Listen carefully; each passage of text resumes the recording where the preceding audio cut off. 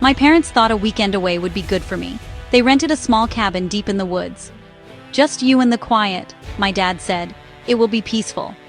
The cabin was miles from the nearest town. A long, winding road led to it. The road was covered in a thick blanket of white snow. My car was the only one that had driven on it all day. I saw no other tire tracks. I was truly alone out here. The trees stood tall and silent, their branches heavy with snow. It was beautiful, but it was also a little scary. The kind of scary you feel when you know no one can hear you if you scream. When I arrived, the sun was already starting to set. It painted the sky in shades of orange and pink. The cabin looked cozy, like something from a postcard. It was made of dark wood, with a big stone chimney puffing out a little bit of smoke. The owner must have left the fire on for me. That was a nice thought. I grabbed my bags from the car. The air was so cold it stung my cheeks. I hurried inside, eager to get warm. The door made a loud creak as I pushed it open. It was a sound that seemed to echo through the silent woods around me. Inside, a fire was crackling in the fireplace. It cast long, dancing shadows on the walls. The cabin was just one big room. There was a small kitchen area, a comfortable-looking bed in the corner, and a big, soft armchair sitting right in front of the fire. I dropped my bags on the floor and walked over to the window. Outside, the snow was starting to fall again. The flakes were big and fluffy. They swirled in the wind before landing softly on the ground. It was like being inside a snow globe. For a moment, I forgot about being alone. I felt safe and warm. I spent the first hour just settling in.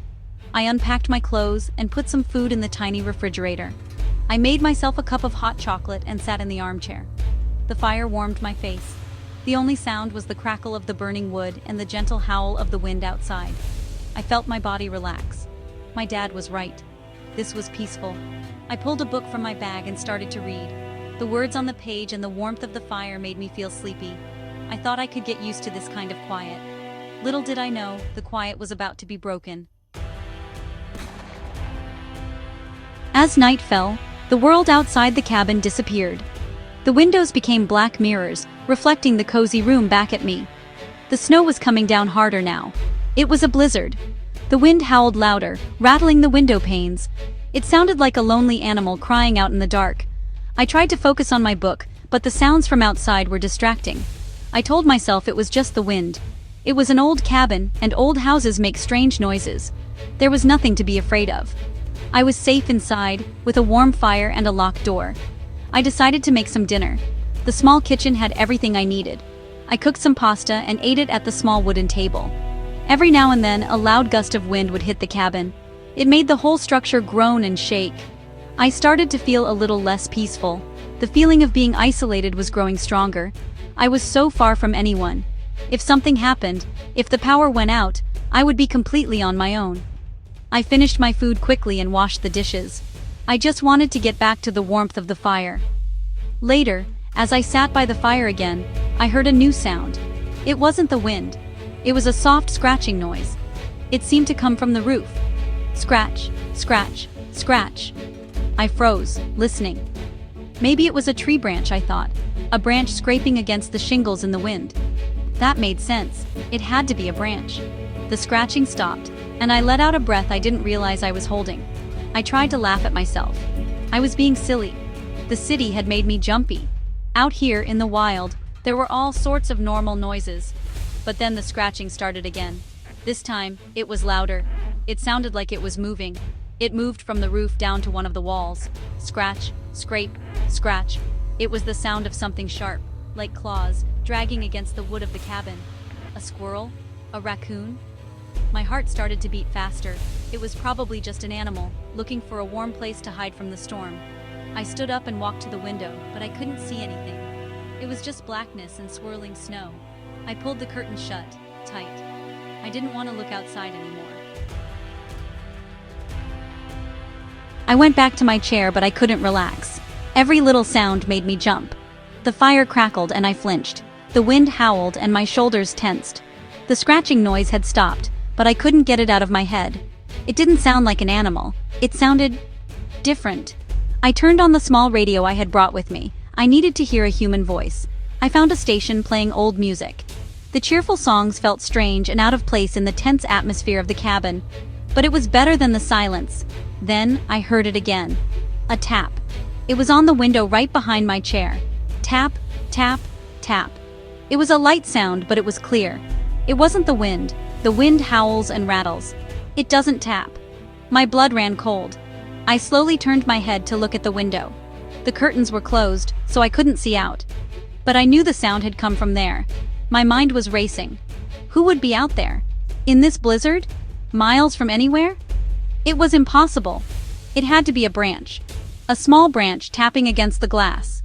I told myself that over and over again. It's just a branch. But I didn't believe it. The tapping was too regular, too deliberate. Tap, tap, tap, tap. It sounded like someone was knocking, trying to get my attention. My heart was pounding in my chest so hard I could feel it in my ears. I stood up slowly, my legs feeling weak.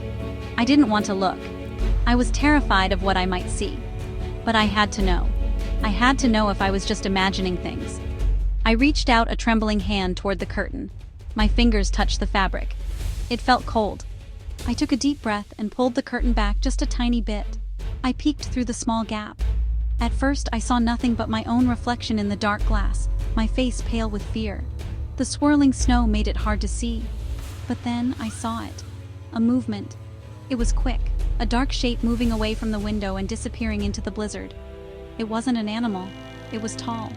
It looked like a person who had been standing right outside my window, watching me. I stumbled back from the window, my heart trying to beat its way out of my chest. I let the curtain fall back into place. A person. There was a person out there. My mind couldn't make sense of it. Why? Why would someone be out here? A wave of pure panic washed over me. I ran to the front door and checked the lock. It was a simple bolt lock. It looked so small and weak. It wouldn't stop someone who really wanted to get in. I looked around the cabin, searching for something to block the door with. I pushed the heavy armchair against it. It wasn't much, but it made me feel a little safer. I backed away from the door, my eyes wide. I was trapped. The blizzard was too strong to drive in. My phone had no signal out here. I was completely cut off. The cozy cabin no longer felt safe. It felt like a cage. And something was outside, trying to get in. I turned off the radio. The music seemed to mock me now. I needed to be able to hear. I stood in the middle of the room, listening. For a few minutes, there was only the sound of the wind and the fire. Maybe they were gone. Maybe they saw me and ran away. Then I heard a new sound. It was coming from the back of the cabin.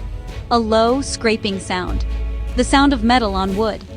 I crept toward the small kitchen window. My hands were shaking so much I could barely stand. I looked out. I could just make out a dark figure. A tall man in a thick, dark coat. His back was to me. He was at the back door. He was trying to pry it open with something. A crowbar. My breath caught in my throat. This was real. This was happening. He was trying to break in. I didn't think. I just acted. I grabbed my car keys from the table. I ran to the front door and pulled the armchair away. My hands fumbled with the bolt. It finally slid open. I threw the door open and ran out into the blizzard. The cold hit me like a wall. The snow was deep, up to my knees. I couldn't see more than a few feet in front of me. I just ran toward where I thought my car was. I heard a shout from behind me. He had seen me. I didn't look back. I just kept running, slipping and falling in the deep snow. I finally reached my car, unlocked it, and threw myself inside. I started the engine and drove away as fast as I could, skidding on the snowy road, leaving the little cabin and the man in the dark behind. The police found the cabin the next day. The doors were broken open. The inside was completely wrecked. They never found him. This next story happened to my friend Mark. It was a few years ago. He had just gone through a bad breakup. His girlfriend moved out, and suddenly, the big house they had shared felt empty and silent. It was a two-story house with a lot of rooms. When they were together, it was filled with laughter and noise. Now, the silence was deafening. Mark told me it was the worst part. Every creak of the floorboards, every whisper of the wind outside sounded 10 times louder than before. He felt like he was living in a ghost house, haunted by memories. He tried to keep himself busy. He worked long hours. He went to the gym. He met up with friends. But every night, he had to come back to the empty house. He would walk through the rooms, seeing all the empty spaces where her things used to be. The living room had a big empty spot where her favorite chair once sat. The bookshelf had gaps where her books had been. The house didn't feel like his home anymore. It felt like a museum of a life that was over. He started sleeping with the lights on in the hallway. One night, he was watching TV in the living room. The house was completely quiet except for the sound from the television. Suddenly, he heard a noise from upstairs. It was a soft thump, like something had fallen over. He muted the TV and listened. Silence. He told himself it was just the house settling. Houses make noises, especially big, old ones like his. He tried to go back to his show, but he couldn't focus. He kept listening for another sound. A few minutes later, he heard it again. A faint scratching sound coming from the spare bedroom. He got up and walked to the bottom of the stairs. "Hello?" he called out. His voice sounded small in the big, empty house. There was no answer. He stood there for a long time, his heart beating a little faster. He thought about calling the police, but he felt silly. What would he say? That he heard a noise? He slowly walked up the stairs, each step creaking under his weight. He went to the spare bedroom and pushed the door open. The room was empty. The window was closed and locked. Nothing was out of place. He felt a little foolish, but he also couldn't shake the feeling that he wasn't alone. Mark decided he needed a companion, someone to fill the silence. He went to the local animal shelter and came home with a puppy. She was a small, mixed-breed dog with big, floppy ears and a wagging tail. He named her Luna. As soon as he brought her into the house, she was full of energy. She ran around the living room, sniffing everything. She chewed on his shoes. She jumped on the sofa. For the first time in months, the house was filled with life again. Mark felt a sense of relief. He wasn't alone anymore. But then, he started to notice something strange about Luna. She was a happy, playful puppy. But there were times when her behavior would change completely. She would be playing with a toy, and then suddenly, she would stop. She would stand perfectly still, her ears up, and stare at a specific corner of the living room. There was nothing there, just an empty corner. But Luna would stare at it, as if she saw something. Sometimes, she would let out a low growl, the hair on her back standing up. This happened almost every day. It was always the same corner. Mark tried to see what she was looking at. He would get down on the floor with her, trying to see the room from her perspective. But there was nothing, just a blank wall. He tried to distract her with toys or treats, but she would ignore them. She would just stand there, frozen, staring at the corner. After a few minutes, she would shake her head, as if waking from a dream, and go back to playing. It was unsettling. One evening, Mark was cooking dinner in the kitchen. Luna was in the living room. He could hear her running around. Then, suddenly, it was quiet. Too quiet. He walked into the living room to check on her. He found her hiding under the coffee table. She was trembling. She wouldn't come out, not even for her favorite treat. Her eyes were fixed on that same empty corner. This time she wasn't growling. She was whimpering. It was a sound of pure fear. Mark felt a chill run down his spine. His dog was terrified of something in that corner, something that he couldn't see. Mark's unease grew with each passing day. Luna's strange behavior continued, and it started to affect him. He found himself avoiding the living room after dark. He would eat his dinner in the kitchen, and then go straight upstairs to his bedroom. He started leaving the living room light on all night, hoping it would make a difference. It didn't. One night, he was woken up by Luna barking frantically. He jumped out of bed and ran downstairs. He found Luna at the bottom of the stairs, barking at the dark living room. She refused to go in. He took a deep breath and flipped on the living room light switch. The room flooded with light. It was empty. Nothing was out of place. But Luna continued to bark, her eyes locked on the corner. Mark walked into the room, his heart pounding. He felt a strange cold spot as he got closer to the corner. The air was noticeably colder there. He reached out his hand. It was like putting his hand into a refrigerator. He pulled it back quickly. There was no window or vent there. There was no reason for it to be so cold. He decided he had to do something. The next day, he borrowed a video camera from a friend. He wanted to see what was happening when he wasn't there. That night, before he went to bed, he set up the camera on the bookshelf. He pointed it directly at the empty corner. He made sure Luna was with him in the bedroom, and he closed the door. He didn't sleep well that night. He kept thinking about the camera, recording the empty, silent room downstairs. He wondered what he would find, or if he would find anything at all. The next morning, he rushed downstairs. The first thing he did was check the camera. He took it to his computer and plugged it in. He fast-forwarded through hours of footage of the empty room. Nothing happened. It was just a boring video of a corner. He started to feel silly again. Maybe he was imagining everything. Maybe the dog was just strange. He was about to turn it off when he saw it. At around 3 a.m., the image on the screen flickered. A dark, shadowy shape slowly appeared in the corner. It was tall and thin, with no clear features. It just stood there. A patch of complete darkness. Luna, who had been sleeping on her bed in the corner, suddenly woke up, whimpered, and ran out of the frame.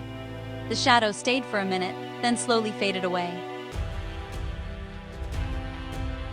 Mark stared at the screen, unable to believe what he was seeing. He played the clip again, and again. The shadowy figure was there. It wasn't a trick of the light. It was real. His dog wasn't crazy. She had been seeing this thing all along. He felt a wave of cold fear, colder than the spot in the corner. He had been living in the house with this thing. He didn't know what it was, but he knew he couldn't stay there any longer. He packed a bag for himself and a bag for Luna. He didn't bother packing up the house. He just wanted to leave. He called the landlord and told him he was moving out. He didn't explain why. He knew the landlord would think he was crazy. He just said he found a new place. He put Luna in the car and drove away without looking back. He stayed with his parents for a few weeks while he looked for a new apartment. A small apartment. One with no empty rooms and no dark corners. Luna was back to her happy self. She never stared at corners again. She never whimpered in fear. She was a normal puppy again. Mark told me he never found out what the thing in the house was. He never wanted to know. He sometimes wondered about the people who moved in after him. Did they have a dog? Did they notice the cold spot in the corner? Or were they living there, completely unaware of the silent watcher that shared their home? The experience changed him, just like my weekend in the snowy cabin changed me. We were both safe, but the feeling of being watched never completely went away. Sometimes when I'm alone at night, I think about the man in the dark coat. I think about his face, which I never saw. And Mark, even in his new bright apartment, sometimes feels a chill and wonders if he is truly alone. These stories taught us a hard lesson. Sometimes the creaks and groans of a house are just noises. But sometimes they are a warning. Sometimes when you feel like you're being watched, it's because you are. And sometimes the scariest thing in the world is an empty room that isn't really empty at all.